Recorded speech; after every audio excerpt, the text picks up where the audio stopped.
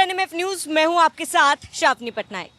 आज एक खबर सामने आई कि डोनाल्ड ट्रंप ने यह ऐलान किया है कि अमेरिका पाकिस्तान के साथ ऑयल डील कर रहा है। इसको लेकर दोनों के बीच समझौता भी हो चुका है। अब जैसे ही ये खबर सामने आई, लोगों की प्रतिक्रियाएं भी सामने आने लगी। इस पर कांग्रेस के वरिष्ठ नेता शशि थरूर का बयान सामने आया, जहां पर उन्होंने सबसे पहले जो डोनाल्ड ट्रंप ने टैरिफ का ऐलान किया था उसका जिक्र किया। उन्होंने कहा जिस माइंडसेट में फिलहाल डोनाल्ड ट्रंप है वो 100% पेनल्टी भी लगा सकते हैं, और कहीं ना कहीं ये डोनाल्ड ट्रंप का बार्गेनिंग स्किल्स भी है। जिसके बाद उन्होंने पाकिस्तान के साथ ऑयल डीलिंग को लेकर बड़े ही मजाकिया अंदाज में या फिर तंज कसते हुए कहा कि मेरी शुभकामनाएं डोनाल्ड ट्रंप के साथ है। अगर वो सोच रहे हैं कि पाकिस्तान के साथ वो ऑयल डील करके उन्हें फायदा मिलेगा तो गलतफहमी में है।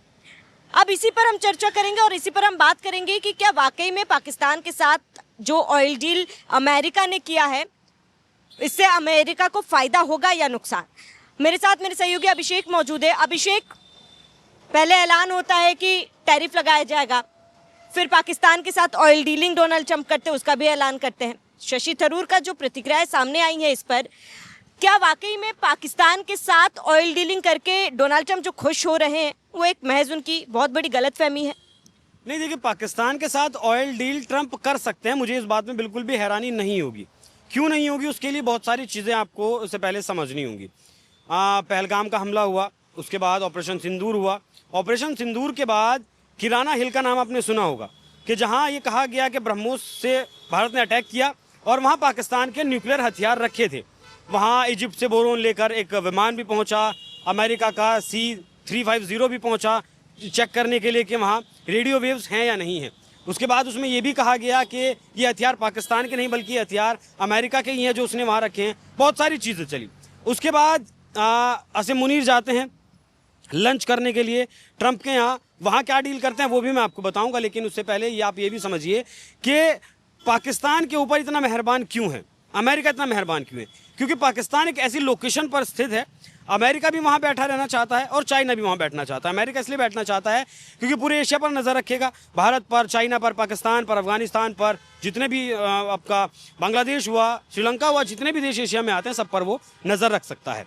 अब अगर बात करें सबसे पहले इस ऑयल डील की, तो पिछले साल 2024 में पाकिस्तान के यहाँ एक ऑयल रिजर्व मिलने की बात कही गई थी, पुष्टि की गई थी। हालांकि कितनी बात सच है कितनी नहीं है, क्योंकि अब तक वहाँ से ऑयल का निकालना शुरू नहीं किया गया है, तो कितनी सच्चाई कितनी नहीं है।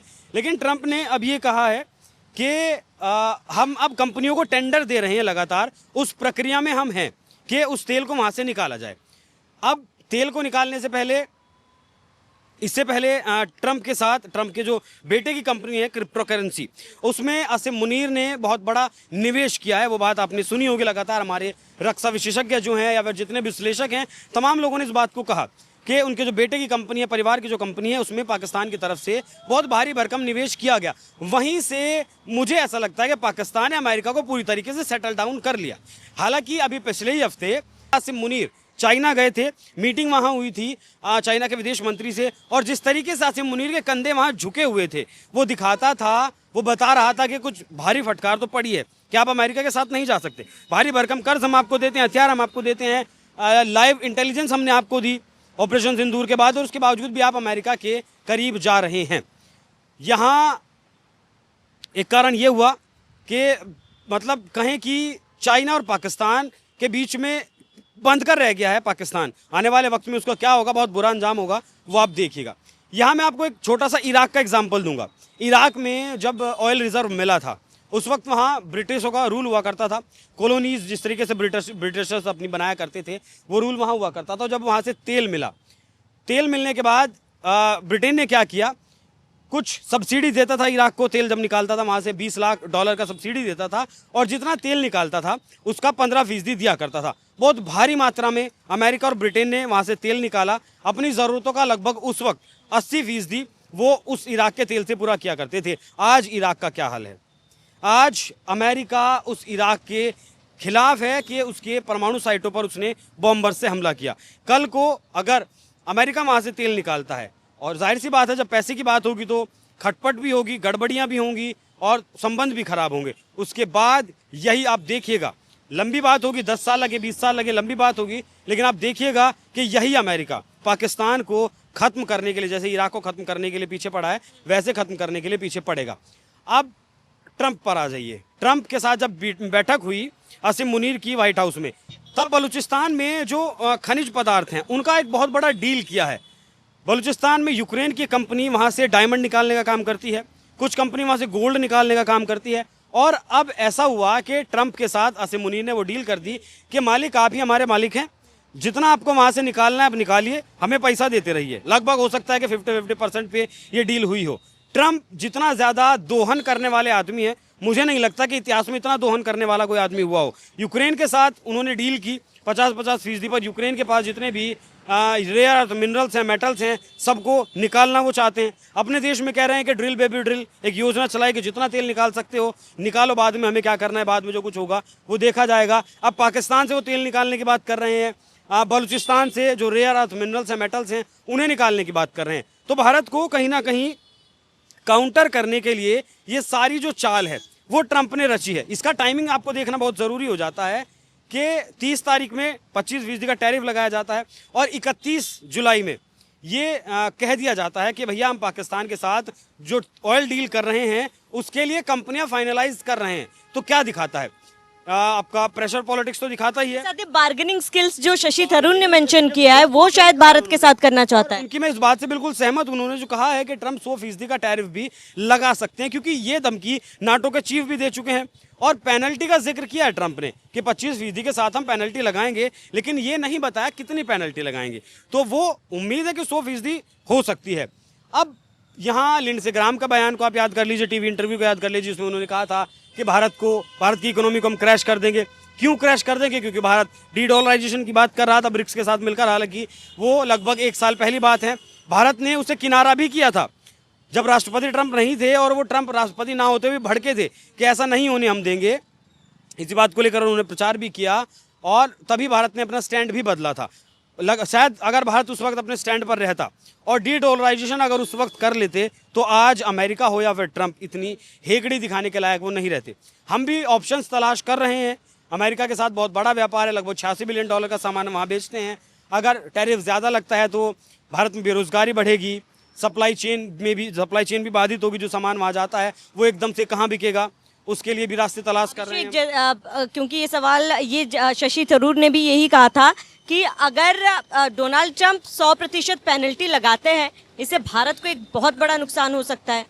बिल्कुल हो सकता है नुकसान। बहुत देखिए, 25% वो टैरिफ हो जाएगा, 100% टैरिफ हो जाएगा, तो 125% टैरिफ अगर हो जाएगा तो आज जो हमारा सामान, कोई सामान अगर है, ये मेरा फ़ोन ही मान ले लगा लीजिए, भारत ने बनाया है, ये $100 में अगर बिक रहा है, इसके ऊपर पेनल्टी और टैक्स लग कर ये $225 का अगर हो जाएगा तो इसे कौन वहाँ खरीदेगा? इसके बजाय दूसरा रास्ता तलाश करेंगे, कुछ और खरीदेंगे। अच्छा, यहाँ एक बात और गौर करने वाली है। पिछले 2 सालों में अमेरिका में जितने एप्पल के आईफोन बिके हैं उसमें से हर चौथा फ़ोन भारत में बना हुआ है। भारत में जो आईफोन बनते हैं उनका कॉस्ट बहुत कम आता है।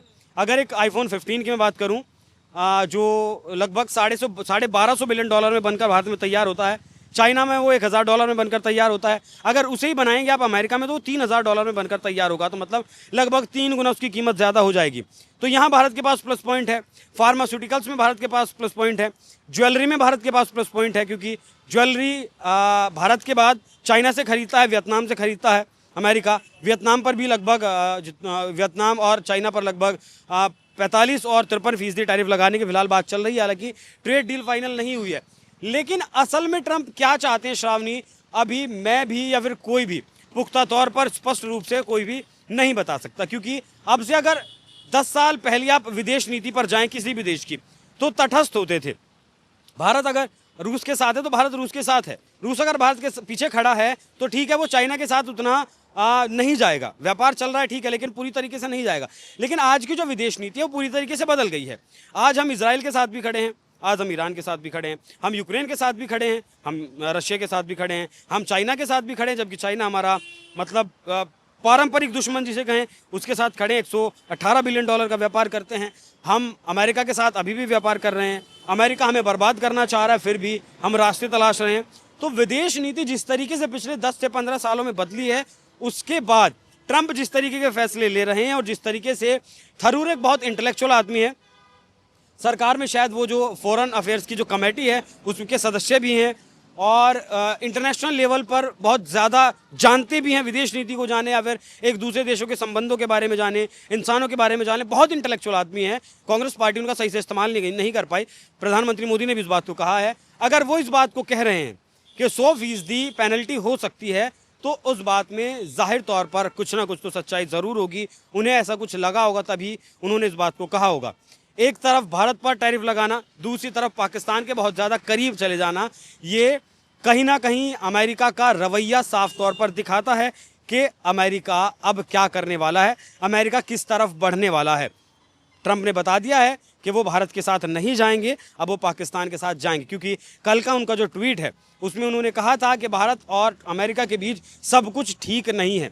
अब भाई युद्ध तो दोनों देशों के बीच हुआ नहीं है, आपने हमारा सीज़फायर नहीं करवाया और वो बात हमने नहीं मानी, झूठी बात हमने नहीं मानी, तो हम दोनों के बीच सब कुछ सही नहीं है। तो ट्रंप के बारे में श्रावणी कुछ भी कहना फ़िलहाल बहुत मुश्किल है।